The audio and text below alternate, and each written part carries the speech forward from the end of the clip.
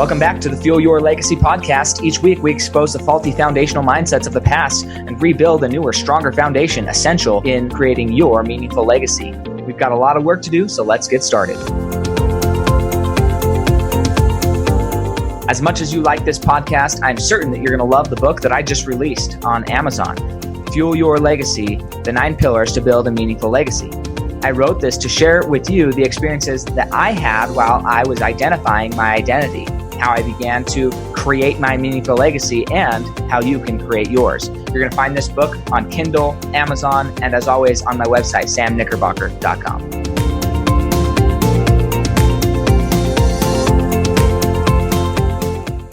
Welcome back to Fuel Your Legacy, and today I'm excited. We had a great pre-conversation meeting these people who have been able to excel in different areas of their life and maybe things that you didn't think were even a business. You find out they are a business. It's crazy how many niche businesses there are. But more importantly, we're recording this as we go through the coronavirus shutdowns, maybe thinking about opening up in certain states. And how crucial is it for you to have a business that's online, not a brick and mortar, that doesn't have to be shut down, that you can do from your home. So that's what you're going to hear about today. I'm super, super pumped to bring this to you because I think it's needed more than now than ever at any other point in time. So his name is Mr. Chris Miles, and he is a full-time entrepreneur specialist, and this includes being a pro blogger and YouTuber. He made over 6 figures his first year online. Like, if you've been just like grinding your wheels, waiting for the promotion, all that crap, waiting to make six figures, you could do it in less than a year online. I promise you can do this. Chris is not the only one who's done this. So I'm excited to hear his story, share his story with you.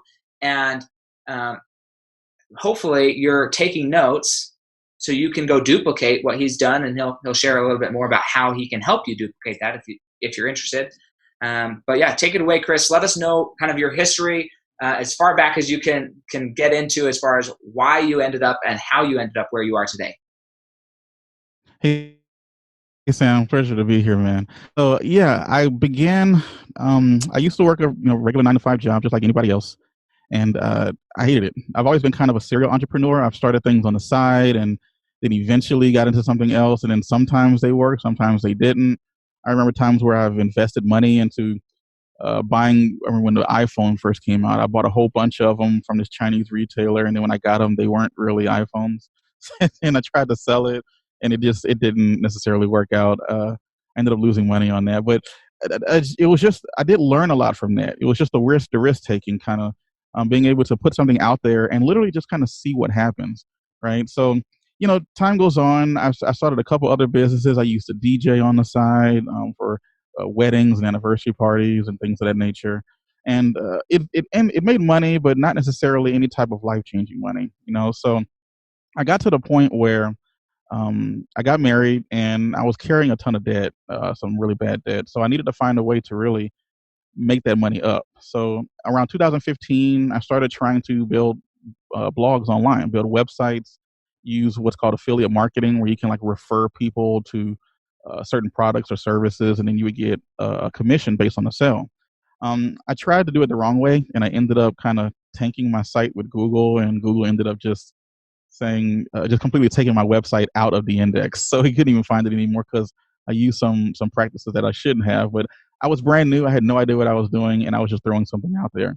So fast forward a couple of years, and me and my wife found out that we were pregnant, and she wanted to quit her job. So she wanted to quit her job. Basically, we were going to be giving up, $40,000-$50,000 income right there. And it was kind of a scary time because I didn't think we could afford it. To be honest, we couldn't afford it at the time. And but it was pretty, like, she kind of gave me, I'm not gonna say an ultimatum, but she told me, you need to figure this out. I'm staying home with my kid. And I was like, okay, well, here we go. So I started doubling down on some of the things that I had previously done with the blogging. And I actually followed the training in which I had purchased and did it step by step. And I was like, it's either going to work or it's not. And I put it together. And then all of a sudden, after, 3 to about maybe 8 weeks, I made my first sale. I made like $23.50. So then from there, it told me that, wait, I can create something literally from nothing, from scratch, and then turn it into a way to earn $23. What's to stop me from doing that 1,000 times? What's stop me doing that 1,000,000 times? So I kind of doubled down, and it really just started to skyrocket after that. As a result, I started also with YouTube. YouTube kind of exponentially helped my growth as well, because YouTube as a platform in terms of getting people and in your reach to expand is just outstanding even right now. And I got a hold of a couple of offers that were allowing me to make a pretty good income per sale. And as the traffic grew, and as the affiliate income grew, and as the ad revenue grew, I kind of got into this little process where I could start creating small niche sites, or sites that are really kind of focused on one particular subject, like golf, for example, or essential oils, or whatever it is that you happen to be interested in. Create those, build them up to a certain amount, and then you could turn around and sell those websites to like a brokerage, and then they would find some people who want to buy your website as an investment for them.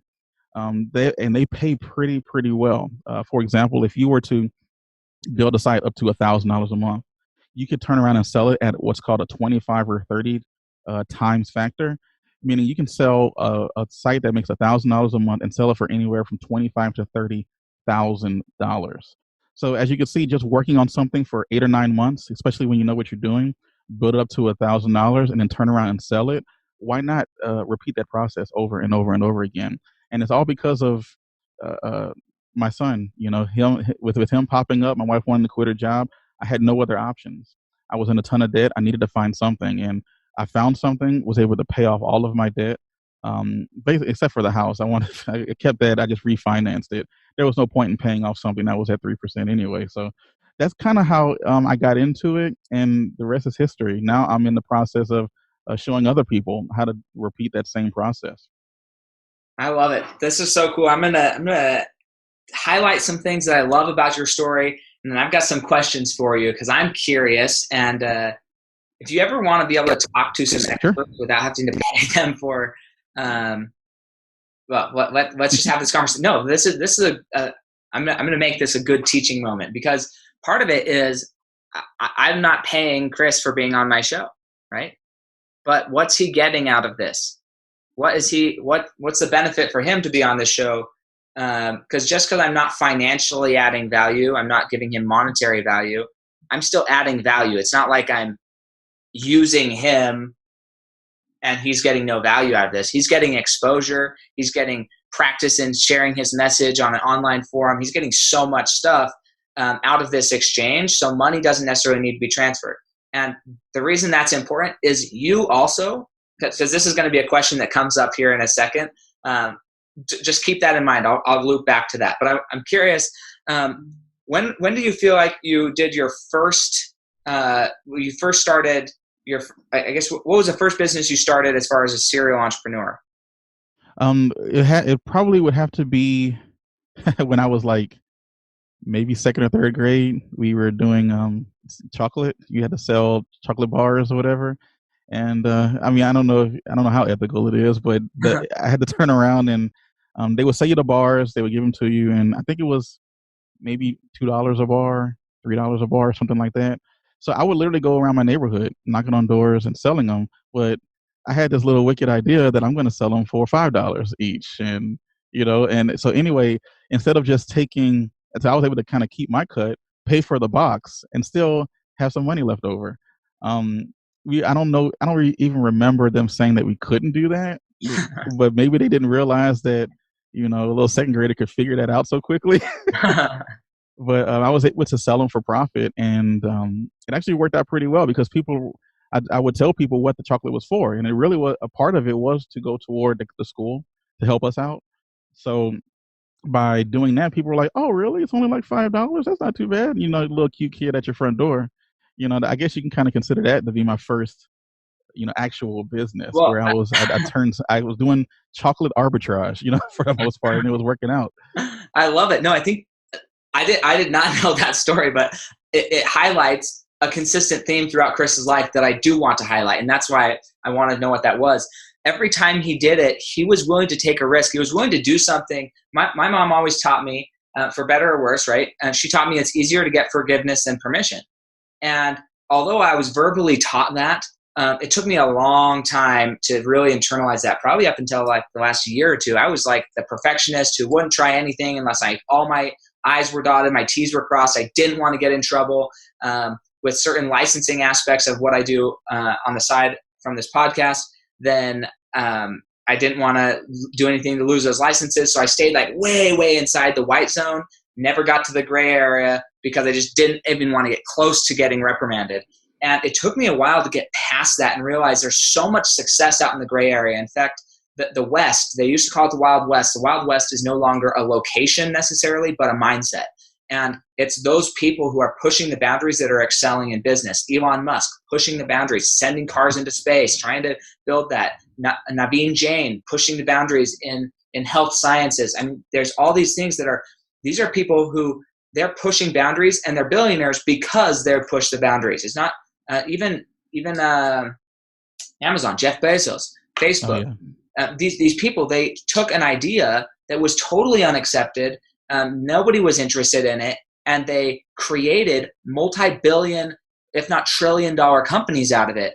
And the question is for you, what really is your gray area? What are you staying out of the gray area for, and what would happen if you entered the gray area? And Chris is a great example of somebody who pushed the gray area there. Then he, this is funny, but when he got on Google, he said, well, they took down his site because he did some things that I don't know what those things were. I'm curious. What are you not allowed to do on Google that they'll take your site down? Well, as you know, Google is the biggest search engine on the planet. Like you really think about that. I remember like the last stat that I saw. There's around 8 or so billion people on the planet. 4 billion of them have access to Google. That's a lot of people who are using it, and Google's going to always be up there because the more people use it, the smarter Google gets.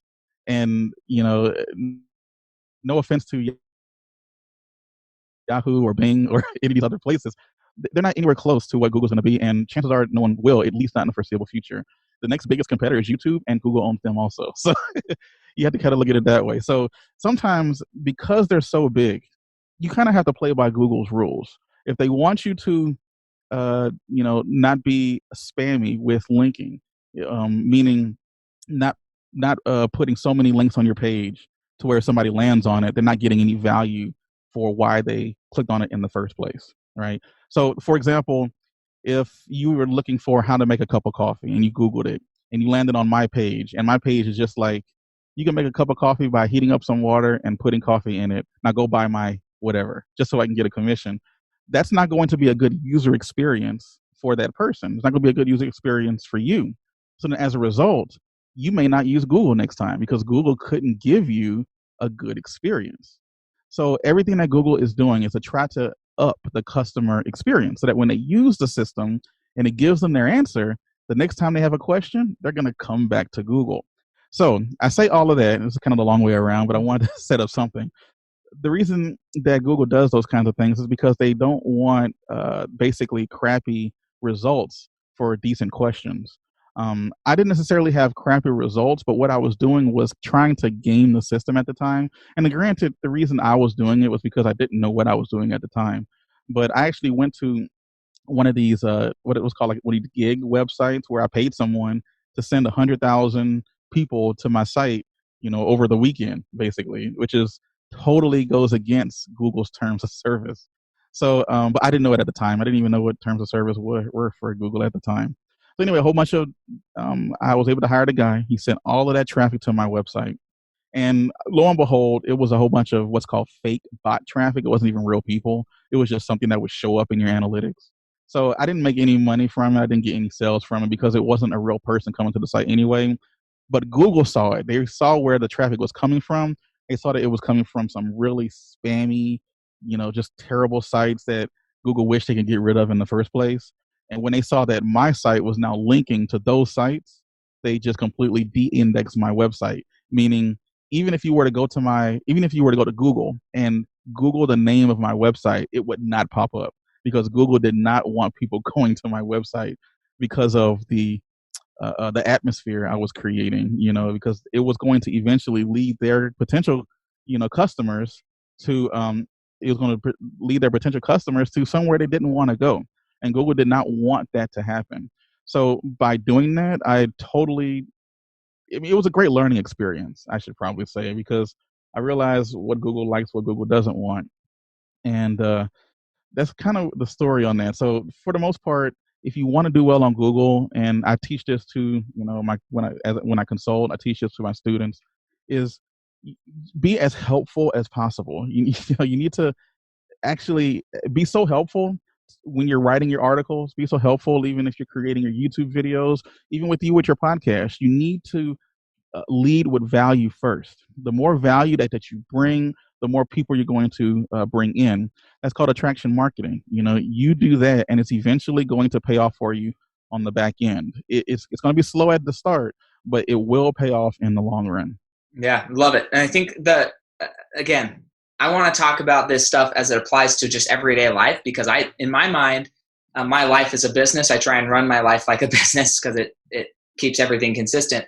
But if Google's doing it, Google has teams and teams and teams of people from all over the world studying human psychology. Okay, they know how you operate better than you know how you operate. They know what you're going to do 4 and 5 steps ahead of you because of statistical evidence of if you search for one thing, they know that in the long run you're actually looking for something else, which we're going to talk about here in a second as well.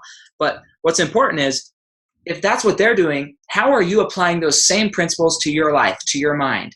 How are you curating the content that you consume? How are you curating the people in your lives? How are you curating the TV that you watch, right?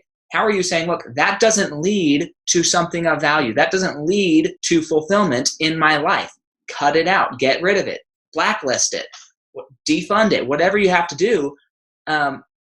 Put yourself in a position where Google is. Google's in a position of they've created a site, they've created an OS, an operating system, and they only let what they want on there to be on their operating system. They only let channels or pathways to be created if they say it can be. You have an operating system in your mind, and you are absolutely in control of your mind. I promise you, no matter what anybody else says, even hypnotists, you are in control of your mind. Okay? The blessing of that is if you choose to control it, you can make sure that it only goes where you want it to, where you only are getting good information, you're only getting positivity. And that is crucial, especially in the world we live in today with how much information is out there. Google's doing their best to curate the information. But the worst part about that, it's also the best part, but it's the worst part, they're going to curate based on what they think is necessary for you to see. Now, if you think that your belief systems are at odds with the person who's creating the list of what's allowed to be seen, then that's unfortunate, because they are now shaping your mind. They're shaping what you believe about the world because they're only allowing you to see what they want you to see. Okay, so there's a positive and negative to it. The positive is learn from what they're doing and apply that principle to your life. Apply that principle to your family. Apply that principle to your relationship with your spouse, with your children, and intentionally create the operating system, the words you say to yourself, how you think, how you feel. And it's all electronic. Whether you want, we are nothing more than atoms with a positive and negative neutron spinning at different vibrations, no different than the internet. Okay, everything is electronic. It doesn't, like, when you get down to that granular level, we all operate the same. You have the choice to take a certain level of control over your life, and my invitation is to do that. If you're curious of how to do that, you can reach out to me. You can reach out to Chris. Chris is going to explain it from a technology perspective, which is awesome. I'm going to explain it from a neuropsychology perspective. It doesn't matter because the content is the same. It's just a different narrative of how we're explaining and imagery of how we're explaining the content. But the practice, the natural law principles, identical. So one thing that's important here is he was willing to fail. He was willing to just do stuff and get in trouble, get defunded, whatever. He wasn't intentionally trying to break the rules. He just was willing to go fail forward. But eventually he did get coaching. And that's another thing that people are like, oh, well, why do I have to pay for this information? It's all free on YouTube. Look, probably it is all free on YouTube. It probably is all on free on blogs. Having a coach, having you accountable, even if it's a done for you system where you pay for it and there's nobody really holding you accountable, the fact that you paid for it, you're more likely to hold yourself accountable. So Chris, he doesn't need your money, but guess what? If you don't pay him for coaching, you probably won't do it. Like that's just, and that's the way humans work. It's not, we just have to deal with that. So Chris, talk about that a little bit. What was your coaching experience? And I loved what you said. If I can make a little bit of money here, obviously I can make a lot of bit of money, but what was your coaching experience? So, first of all, I totally agree with what you're talking about here. I mean, I'm just right there on you. The processes are the same. It's just the way in which we go about it could be different, right? The processes essentially are the same, and we are so much consumers of content and not enough of being creators. And as we become creators, then people will consume our content and they'll end up seeing us as authorities. And that's kind of what I like to show people how to do, is to become an authority within your particular niche. And when it comes to paying, I hate to say it, but it's true. Human nature, people who pay do pay attention, and you do have to be careful with that, because you're not just trying to charge people thousands and thousands of dollars for no reason. You want to be able to back it up with the correct value. And when I was just getting into trying to figure out how to do this whole online business thing, I didn't do it right the first time. I went the YouTube route, I went the blog route, and there's no guarantee when you go online and look for these particular trainings that you're going to know that what you're learning is relevant for what's going on right now. There's no guarantee that what I'm reading isn't outdated by 2 years. And if I try to do it now, I'm going to end up, like we were saying, getting my site delisted or something of that nature. So I had to come to that realization the hard way by spending a ton of time and wasting a lot of resources trying to figure it out myself. So I stumbled across a particular training. I didn't trust it at first, and I went ahead and tried it anyway, because they did give me like a free trial just to see what it looked like. And then when I realized that, oh, this is legit, this is legitimate, let me actually give it a real try, then I invested further. I invested further money and further time, and things started happening. I was getting the latest training now. I was getting the latest of what's working today, not what's working 3 months ago. And doing that kind of thing, that gave me that changed everything in terms of my thinking, because I realized then that time is your most valuable asset. Had I figured out those types of that doing this was wrong and doing that was wrong, and wasting, like I told you, I started in 2015. I didn't start really taking it seriously to 2017. I wasted 2 years. If I had done everything right from the beginning, bit the bullet, and just bought the training to begin with, I would be 2 years along further than where I am right now. And I can just imagine, where my life would be, where my family's life would be, my, everything. And I just kicked myself. One of my favorite sayings is, do something now that your future self will thank you for. Had I understood that particular aspect 2 years earlier, then I would have, willingly gave up, a lot more than what I did spend, just to be able to be told what to do and when to do it. So the value of training, the value of mentorship, it is pricey depending on where you go and who you figure it out with. But what you end up saving in time is invaluable. I completely agree. I've spent, I don't even know how much money over the last few years investing in myself and investing in adequate coaching. And every time I've made an investment, my income has increased by thousands of dollars a month, simply because I was getting that education. And so many people think, well, that's a lot. I mean, I've spent thousands, tens of thousands of dollars on education. And they're thinking, man, that's a lot. You spent $10,000 for a coach. Like, yeah, that coach, I gave him 10 grand, right? And he helped me increase my income by $3,000 a month. Over a year, I'm going to make an extra $36,000 a year, and I only paid him 10 grand for it. Guess what? That $36,000, it's not going away. That's going to continue to pay off. So it's a bargain. In 10 years from now, you're telling me I paid $10,000 for a $360,000 increase in my income over the next 10 years, and you're going to complain about that? if I gave you 10,000, like if you gave me $10,000 today and I handed you $360,000, how many times would you want to give me $10,000? Freaking all day long. All day And long. so what really it comes down to is not whether or not the content is good and accurate. Doesn't matter. Well, it matters, but like that's not the question at hand. The question is, do you believe that you're actually going to take advantage of what you're paying for? Because if you do, you'll make money and it'll be worth it. If you don't believe in yourself, then we need to work on you believing in yourself. And guess what? There's coaches for that charge, and they'll help you believe in yourself. So it all kind of comes down to you need a coach.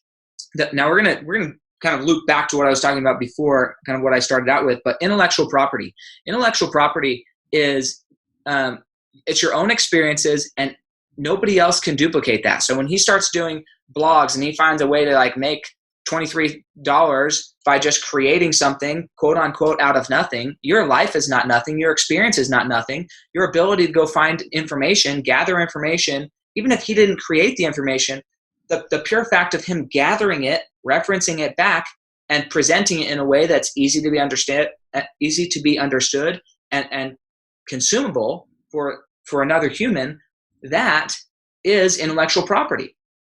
And it doesn't cost anything. You're basically creating intellectual property, and you have it in you. You have intellectual property. The only question is, how do you package that intellectual property to be so that somebody else can benefit from it? That's the only question at hand. So I'm curious for you, because I've been looking into starting a blog along with this podcast. What blog sites do you find most effective as far as marketing and income and getting the most reach, most viewers from that perspective? Well, definitely Google. Google is going to provide you with the most consistent traffic that you'll ever get. It's going to provide you with the eyeballs of the people that you want to market to. I've tried doing things such as creating brands and stuff on Facebook or on Twitter, and they're effective, but they're nowhere near as consistent as Google is. A lot of times people try to build up brands on something like Pinterest. All these are just relevant traffic sources that you can use. But in terms of when you're an entrepreneur, you have to think about, where are my failure points? If something breaks, what am I going to do now? And I don't. It's got to be by design, but for whatever reason, Google has been the most consistent thing over the past 10 to 15 years. So learning something called SEO, or search engine optimization, is probably the number one thing that you can learn right now if you are considering starting a blog and building up your brand even more, telling people your story, letting people know who you are, where you came from. Right now, brands is everything, or another word for it is influencers. Influencers nowadays, I remember the word influencer used to be kind of a joke. Oh, he's an influencer, But nowadays, it's completely different. People are becoming influencers in the most oddball niches, and because of that, they're making tens of thousands of dollars per month. It's kind of mind-boggling when you really think about it. But when you have 4 billion people that you can market to, you only need a small percentage of them in order to make a decent income. Kevin Kelly had the saying that if you had 1,000 true fans, if you somehow convince them to spend some money where you get $100 kickback, that's $100,000 a year right there. So what's to stop you from doing that 2 or 3 times, or doing it in 2 or 3 different niches that you have an interest in? A topic that you have an interest in. You're only really limited by your own imagination at that point. But it's hard to break out of the doldrums of the 9 to 5, because you have to spend X amount of dollars or X amount of time at this job until you realize that you can create something that's open 24 hours a day, 7 days a week, that can pay you for your results rather than paying you for your time. Exchanging time for money is probably the worst way to make money, but it's also the easiest. It's the one that doesn't require much thinking. And if you can actually put together a process, build a website, build a blog, build a podcast that's speaking for you when you're asleep, then you've really created something that can pay you for the rest of your life. Yeah, I absolutely agree.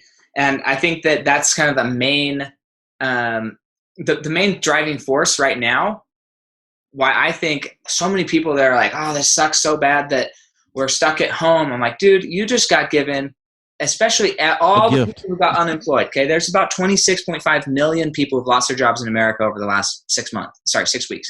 Okay. You might be getting depressed thinking, what am I going to do?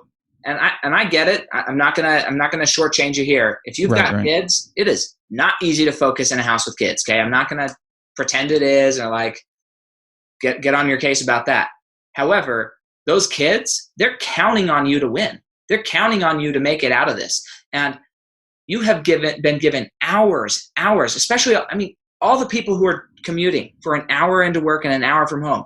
Even if you still work your 9 to 5, you can still take an extra 2 hours that you were traveling, and you can now be doing something of more value. Even if you have to go back to work, there's a little thing called a cell phone. It has a voice recorder on it. There's another site called Otter AI, OTTER.ai, and you can record something. You can drop that file into Otter AI. It will turn it to text for you. Yeah, it needs some cleaning up. Okay, it's not perfect. Nothing's perfect out there, but some cleaning up. And you could have a blog posted on your drive to and from work, and you could just make random observations about your drive to and from work. People read that stuff. People want to see a reality show. We all watch them on TV. They want to see it in real life. Why we watch the Kardashians? Who knows? It's just because they were willing to dramatize their life and put it on TV. Are you willing to have that much exposure? If you are, you could make millions of dollars, okay? So understanding that is crucial. I think this coronavirus is actually the best gift that we could have been given at this point in our society, to help people, one, get connected with themselves, chase their hobbies, share their hobbies, and change the way that they view income, and create multi-million dollars out of this thing. Almost all major corporations in America right now were created or founded during times of economic crisis. Correct. I agree. That could be you. Like, do you want people talking about your company in the next 10 years? Well, right now is the perfect time. It's a breeding ground. Okay. So I just love that. As far as like where you host your blogs, right? So Google, are you hosting your blogs on Google Blogs, or are you hosting it on like Medium or Blogspace? Where are you hosting your blog? No, well, I host my blog I self-host my blog. That doesn't necessarily mean that I have a server here at my house that I'm using. I normally will buy hosting at a particular website. The one that I like to use is called DreamHost. DreamHost is a good one. It's a good website that you can go to. They'll host your website. They'll even give you a free domain if you sign up for their managed hosting. It's just somewhere for your website to be managed. A lot of times people will try to go on blogger.com and try to get their things done there, or they'll go to some of these other WordPress.com. They work, but it's nothing better than buying your own domain and buying your own hosting and beginning to run your WordPress site on your own. You just have to make sure that you get the right training in order to make sure that you do it correctly and you don't get your website banned from Google. But yeah, typically DreamHost is one of my favorite places to go to sign up for a website. Awesome. Okay, so I'm going to loop this whole conversation back in, then we're going to get into some other pertinent questions here. But this goes back to what I was saying. Sometimes you start off in one area and you end up somewhere different. Okay, and that's okay. He started off just doing blogs, and what's he doing now? He's still doing blogs. He's still doing video, but now he is selling, like he's creating niche websites and selling them for $20,000, $30,000 a pop, okay? The ones that he wants to sell off, the ones he wants to keep, he keeps, okay? But what's interesting about that is, just like Google, just like your brain, creating a pathway of, like, they know when you start searching what color to paint my house, that 2 or 3 months from now, you're probably selling your house. So they're going to start advertising to you, realtors. They're going to start, I know this from personal experience because it's happening to me right now, okay? So they already know. I didn't tell them, hey, what's the best houses to sell? But they know that from my recent search history, when I use Zillow, when I use these other things to check my home value, they know that within 2 to 3 months, I'm trying to sell my house. So now who shows up on my Facebook? Who shows up on my Google ads? Everything. Realtors or loan officers, because they know where I'm going before I tell them where I'm going, because of the statistical evidence of what somebody painting their house means. Okay? So understand that. He started out just getting coached, trying to do some blog stuff in 2015. Where he ended up, now he's selling sites. What if Google knew that when you start blogging, you want to start selling sites, right? What if you knew that when somebody Googles how to start a blog, that maybe they hadn't thought about it, but you could show up there as how to start a blog in that search, how to start a blog and get paid for it. And then now this person that was just planning on starting a blog, now they're a new client for your coaching so that they can build a multi-million-dollar business. It's that type of foreshadowing thought that you need to start thinking about. What do people really want? Market to what they really want and attach it to where they're first coming into the funnel. I mean, it's incredible. I love it. I love your story. So I'm curious, who was your biggest naysayer when you started doing this and started to shift your income from your wife's income to fully this? Who was your biggest naysayer, and how did you silence them in your mind?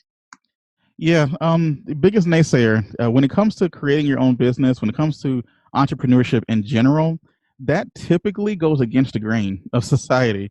And not necessarily because of what you need to be doing, but it's just in terms of, it's the safe route is to get a 9-to-5 job. The safe route is to go to college and get, a huge bit of debt, and then hopefully get something in your space afterwards. So because of that, sometimes you're going to get family and friends who are going to look at you and think, okay, so you're doing what with this online thing? Oh, you're starting a business? Oh, that's cute. So sometimes it's your people closest to you can be the ones who are the naysayers. And the best way to combat that is you need to have a positive outlook yourself, and you need to surround yourself with other people who are trying to do the exact same thing. A lot of times there's a thing that are called masterminds where you can find other people, and it's even easier nowadays because we have access to the internet. We can find a whole bunch of people on Google, on Facebook, whatever, that have the same mindset that we are, who are trying to do the same things. And if you are able to surround yourself with those people, when, if I'm having a huge marketing discussion, if I go try to tell that to my mom or my wife, they're just going to have this kind of glazed look on their eyes like, and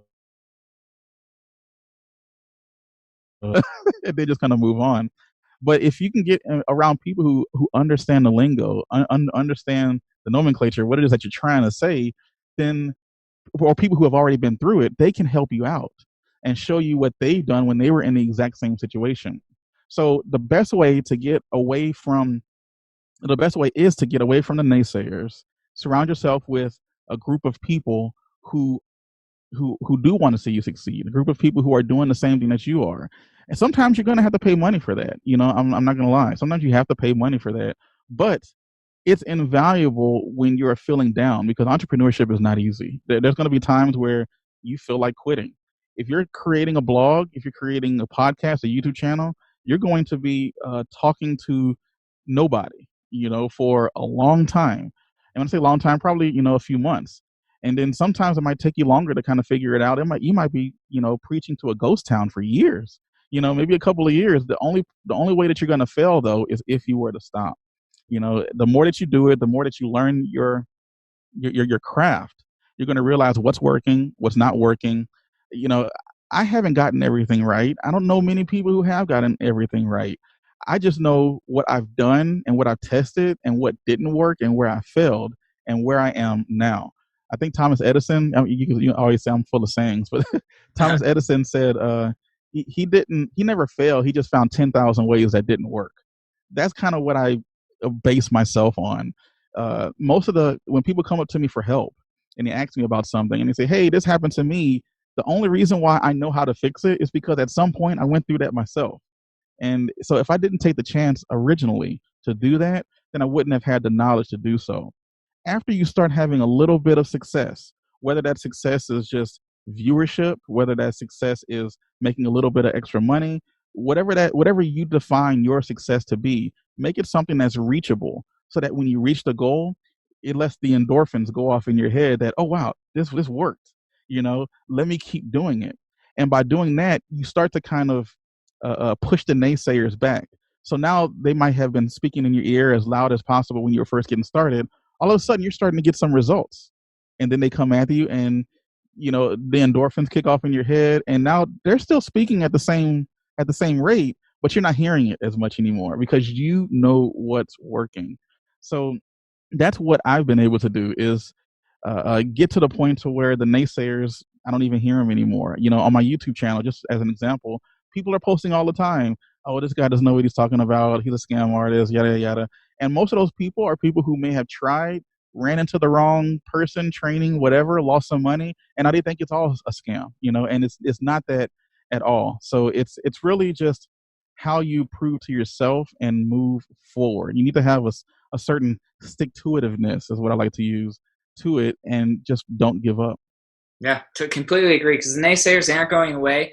I think they will just shift, right? The people who are closest to you, once they start seeing your success, they will shift from naysayers to supporters, and people who will be like, I always supported you. I knew you could do it, right? And it's just, and there's no need to be rude to them, right? But you could know inside yourself, look, you didn't always support me. I know that I did this.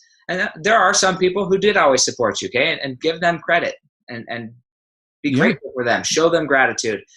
Help them out when they need help, right? Because they did believe in you, and their belief and their support is part of your success. And don't shortchange them for having believed in you, okay?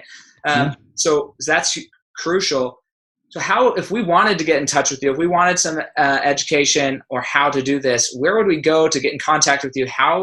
What services do you offer? How do we duplicate what you've done in our own lives? Well, you can check me out. I just launched a brand new YouTube channel where I'm going to be teaching people the exact process that I was just really telling you about. It's it's called blogbuilderpro.net. It's blogbuilderpro.net. So I'm basically bringing you from the journey of not knowing at all, what it is that of how to build a blog or anything like that. And I teach you the entire process to the point to where you can sell that website. That's the whole journey. And you can really turn that into a full-time income. You can turn that into an entire career.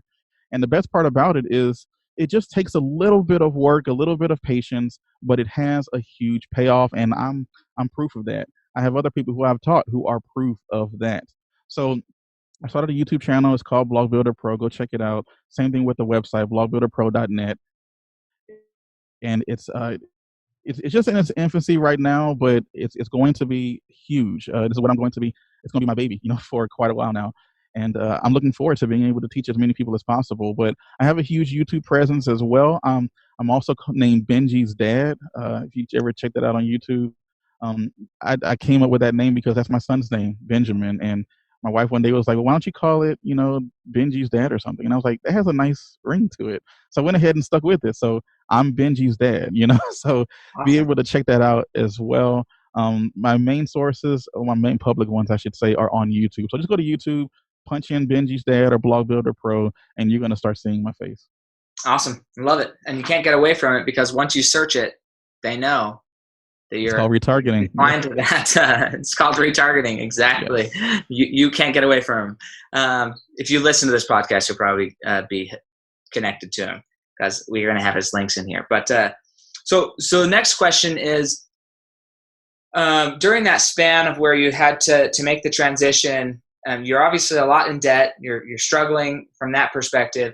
How did you make that financial transition and make sure you were still afloat with your wife quitting her job and you kind of starting this out? Your first paycheck was $23. It's not like you super scored there, but it became something that was wealthy. How did you span that time period financially? Well, I was working a regular 9-to-5 job at the time, and it was paying a decent income. I think I was getting anywhere from $55,000 to $60,000 a year from it, which it's isn't terrible. I was able to pay our bills, but I wasn't enough to pay my wife's bills and also, keep food on the table and keep the mortgage going and all of those things. So when we started planning, I realized that this was going to have to be a huge, huge step-by-step process, not only to replace her income, but to pay off a lot of the monthly things that I needed, monthly obligations that I had. So, for example, since I was already working the job, I didn't quit. Sometimes people are like, I'm just going to quit and focus on my business full time when the business isn't generating any money at all. That's the absolute wrong thing you should do. You need to continue having some type of income coming in so that you can meet your bills, obviously, take care of your family, but also to reinvest into your business. And that's what I was able to do. Take a lot of the income that I was getting from my secular job and reinvest it into something that was going to make me more money in the future. I also prioritized that money, paid off the debt. As things were starting to kind of pick up with the business, I was able to pay off every single penny of credit card debt that I had literally been carrying for close to a decade. It was pretty terrible, especially with the amount of money that I was in debt at the time, around $30,000, and then that didn't even include my school loans at the time either. So I started once I paid off all of the bad debt, all of the high interest credit cards that were, I just kept moving things from one balance transfer to another, just trying to keep the interest rates as low as possible. And I went ahead and just paid all of that off. Once all of that was paid off, I start building up a little nest egg of enough money to where if the income from the business stopped right then and there, I would still have 6 months to figure something out, a year to figure something out. Because I have a wife and kid, I wanted to make sure that I had about 9 months to a year worth of income, or of money, I should say, to survive on, just in case something tragic happened at the time. And so I built that nest egg up. And then after a while, once I had the nest egg, I started investing into a lot of other things. So I have stocks, bonds, I have Roth IRA, other little. I had to do a little bit of swing trading, not a ton, but I like to think about time in the market versus trying to time the market. So I've been doing that kind of thing, and it's really completely transformed my whole financial outset. Now I don't mind spending a few bucks on something if I know it's going to save me a ton of time and it's going to give me a ROI, or a return on my investment, sometime in the future. And that's how you make your real money. It's being able to float money here or float money there so that it can make you more money long term. So that's kind of how I was able to do that. And eventually, when I got to the point to where I started investing, I had all of my bad debt paid off. I refinanced my house to like a 3.75% interest rate.